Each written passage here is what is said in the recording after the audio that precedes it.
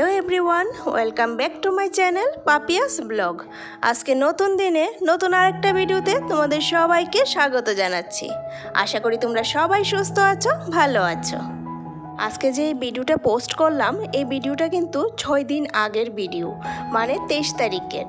ওই হায়দ্রাবাদ থেকে আসার পর, মানে হায়দ্রাবাদ থেকে তো এসেছিলাম আমরা 21 তারিখ, তারপরের দিন আর ভিডিও শ্যুট করা হয়নি। তারপরের দিন করেছিলাম, মানে 23 তারিখ ভিডিও শ্যুটটা করেছিলাম, কিন্তু এই যে আর এডিট করে উঠতে পারিনি, তো তার জন্য আর ভিডিওটাও পোস্ট করা হয়নি।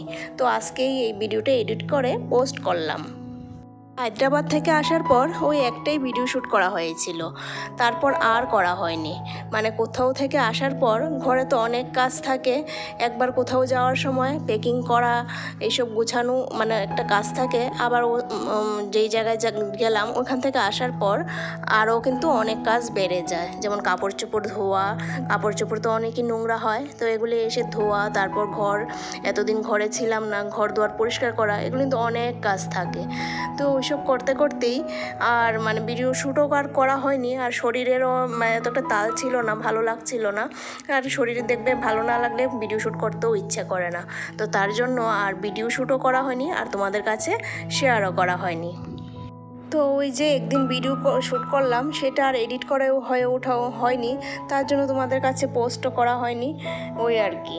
তো মাঝখান দিয়ে তো অনেক কাপড় চোপড় ধুয়েছি, ঘর দুয়ার পরিষ্কার করেছি। তো ঘর দুয়ার কিছু পরিষ্কার করা, এটাই আজকে শ্যুট করলাম, মানে আজকের ভিডিওতে এটাই আছে। কিন্তু কাপড় চোপড় ধোয়া এটা আগেই করে নিয়েছিলাম। আর এই যে আজকেও যে ভিডিও শ্যুট করব, মানে আজকের যে এই ভিডিওটা যে শ্যুট করব, এটাও মানে ইচ্ছে ছিল না, তারপরও ভাবলাম যে না, করেই নিই, তো তার জন্যই আর করা হলো আর কি। তো রান্নাবান্না সব কিছু আগেই হয়ে গেছিলো, রান্নাবান্না করে ছেলেকেও স্কুলে পাঠিয়ে দিয়েছিলাম, আর বরমশাইও অফিসে চলে গেছে। তারপর থেকেই ভিডিও শ্যুটটা শুরু করেছি। হায়দ্রাবাদে তো এতদিন ডাক্তার দেখানোর পর থেকে হোটেলে শুয়ে বসে বা ঘুরে এইভাবেই সময় কাটিয়েছিলাম। আর এখন ঘরে আসার পর কিন্তু অনেক কাজ জমে রয়েছিল, তো সেই কাজগুলি এখন টুকটুক করে নিচ্ছি। তো ওরা অফিসে যাওয়ার পর থেকে, মানে ছেলে স্কুলে আর ওর পাপা অফিসে যাওয়ার পর, আমি আমার ব্রেকফাস্টও সেরে নিয়েছি। সে ব্রেকফাস্ট সেরে তারপর ওই যে এই কাজগুলি, যেই কাজগুলি জমে রয়েছে সেই কাজগুলিতে কিন্তু হাত লাগিয়ে দিয়েছি। আর এই যে শুকনা লঙ্কা দেখলাম যে শেষ হয়ে গেছে, মানে যে রান্নার জন্য তো আলাদা করে রাখি, তো ওইখানটা শেষ হয়ে গেছে। তো এর জন্য এই যে কিছু শুকনা লঙ্কা আজকে একটু ভিজে কাপড় দিয়ে মুছে এই পেপারে ছড়িয়ে দিয়েছি। আর আজকে না একটু মেঘলা ওয়েদার হয়ে রয়েছে, আর কিছু বৃষ্টিও হয়েছিল, অল্প স্বল্প বৃষ্টিও হয়েছিল সকালবেলা, রৌদ্র ওঠেনি, তো তার জন্য রৌদ্রও দিতে পারছি না। তো এখন একটু ভিজে কাপড় দিয়ে মুছে এই যে পেপারে ছড়িয়ে রেখে দিয়েছিলাম। আর শুকনো লঙ্কাগুলি ধুয়ে দিলে অবশ্য ভালো হতো, কিন্তু এই মেঘলা ওয়েদার দেখে আর ধোয়ার সাহস পাইনি, তার জন্যই এই ভিজে কাপড় দিয়ে ধুয়ে আর মুছে পেপারে একটু ছড়িয়ে রাখলাম। যদি দুপুরের দিকে একটু রৌদ্র আসে তাহলে একটু রৌদ্রে দেব। আর অল্প কিছুটা শুকনো লঙ্কাই এখন মুছে রাখলাম, সবগুলি আর ভিজে কাপড় দিয়ে মুছিনি, কারণ এতগুলি এখন লাগবে না, অল্প কয়েকটা কিছুদিনের জন্য নিলাম। এগুলি শেষ হলে তারপর আবার ওইগুলি ইউজ করব।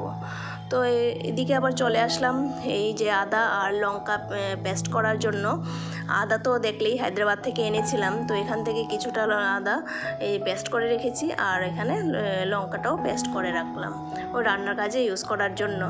কারণ একদিন একটু কষ্ট করে এগুলি মশলাগুলি করে রাখলে রান্নাটা অনেকটাই সহজ হয়ে যায়। তো এইগুলি পেস্ট করে ফ্রিজে রেখে দিলাম, রেখে চলে আসলাম এখন এই যে ডাস্টিং করার কাজে, বেডরুমের এই ফার্নিচারগুলি একটু ডাস্টিং করার কাজে।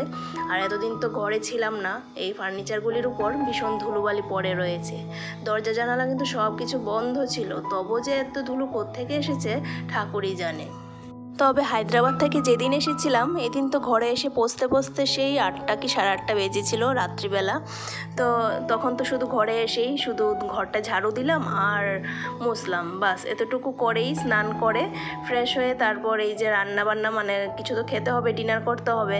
তো ঘরে আলু ছিল, আর তো ডাল সেদ্ধ, মানে ডাল আর আলু সেদ্ধ করা হয়েছিল, আর ভাত করা হয়েছিল। তো এটা মিস্টার বনিকি বসিয়ে দিয়েছিল, আমি এদিকে ঘর দুয়ার ঝাড়ু মোছা করতে ওইদিকে ও স্নান করে এসে এটা বসিয়ে দিয়েছিল। তো এইটাই করা হয়েছে, এটা করে খেয়ে ঘুমিয়ে গেছিলাম।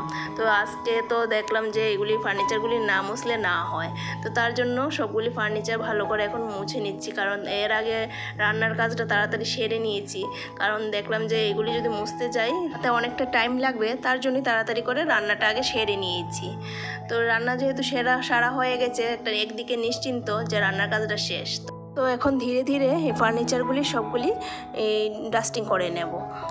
আর বাকি রইল কাপড় চোপড় ধোয়া। কাপড় তো অনেক জমে রয়েছে, কালকেও কিছু ধুয়ে দিয়েছিলাম, আর আজকে একটু আগে এই মেশিনে দিয়ে এসেছি কাপড় ধোয়ার জন্য। দিনটা একটু এখন ভালো লাগছে দেখতে, মানে একটু রোদ্রের হালকা রৌদ্র দেখা যাচ্ছে, তার জন্য কাপড় দিয়ে আসলাম মেশিনে, যে কাপড়টা ধোয়া হলে কিছুটা যে ছড়িয়ে দেওয়া যাবে, হাওয়াতে শুকিয়ে যাবে। আর একদিনে তো সব কাপড় ধুয়ে দিলেও এই ছড়ানোর মানে শুকানোর একটা অসুবিধা হয়ে যাবে, তার জন্য দিনে দিনে একটু একটু করে কাপড় ধোয়া হচ্ছে। অনেক কাপড় জমে রয়েছে, 3-4 দিন লাগবে সেগুলি মানে ধুয়ে শুকিয়ে নিতে, কারণ সবগুলি একদিনে ধোয়া যাবে, কিন্তু এগুলি শুকাতে ভীষণ মুশকিল হয়ে যাবে, তার জন্য একদিনে আর সব কাপড় ধুচ্ছি না। আজকে কিছু দিয়ে দিলাম, আবার কালকে দেব, এইরকম আর কি। তো যাই হোক, ডাস্টিংয়ের কাজ কমপ্লিট হয়ে গেছে, আর এখন এই মানি প্ল্যান্ট গাছটাকে নিয়ে বসেছি।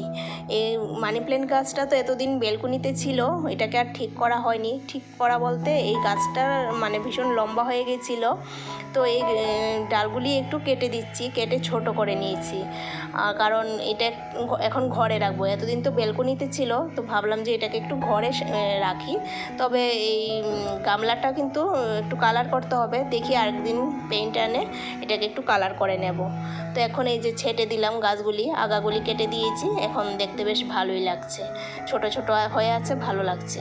আর এই যে আগাগুলি কিন্তু ফেলবো না সবগুলো, এই ডালগুলি থেকে কাটিং করে এই জলের মধ্যে রাখবো আর কি, একটা জারের মধ্যে জল দিয়ে এই কাটিংগুলি রাখবো, তাহলে কি হবে, এটা থেকে শিকড় বের হবে, আর ঘরের মধ্যে দেখতেও বেশ ভালো লাগবে। আর এই গামলার যে মানি প্ল্যান্ট গাছটা, এটাও কিন্তু আমি ছোট্ট একটা ডাল এনে কাটিং করে লাগিয়েছিলাম, তারপরে কিন্তু এটা ছড়িয়ে এতটা বড় হয়েছিল। তো এই আগাগুলি ছেটে দিলাম, ছেটে এখন এটা থেকেও কিছু কাটিং করে কিছু এই দেখো কতগুলি বানিয়ে নিয়েছি। তো এগুলি এখন ভালো করে ধুয়ে, কারণ এতদিন তো বেলকুনিতে ছিল, তার জন্য অনেকটাই ধুলোবালি পড়ে রয়েছে, তো ভালো করে ধুয়ে একটা এই যে জলের মধ্যে বসিয়ে রাখবো। আর এই যে এটা তো আগেই ছিল, তো এটা দেখো এতদিন তো ঘরে ছিলাম না, জলটা চেঞ্জ করা হয়নি, তার জন্য দেখো এটা খারাপ হয়ে গেছে, হলুদ হয়ে গেছে। যতদিন না পর্যন্ত এই মানি প্ল্যান্টের কাটিং থেকে ভালো করে শিকড় না বের হয়, ততদিন কিন্তু আমি ডেইলি জলটা চেঞ্জ করতাম।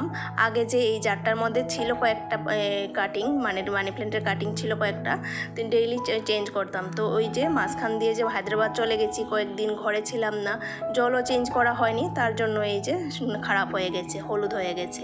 এসে তো দেখি অনেকগুলি পচে গেছে, আর পচাগুলি তো এসে সঙ্গে সঙ্গেই ফেলে দিয়েছিলাম, আর শুধু যেটা হলুদ হয়ে গেছে এটা শুধু রেখে দিয়েছিলাম, ভাবছি এটাও ফেলে দেব, কারণ এটাও বেশি দিন থাকবে না।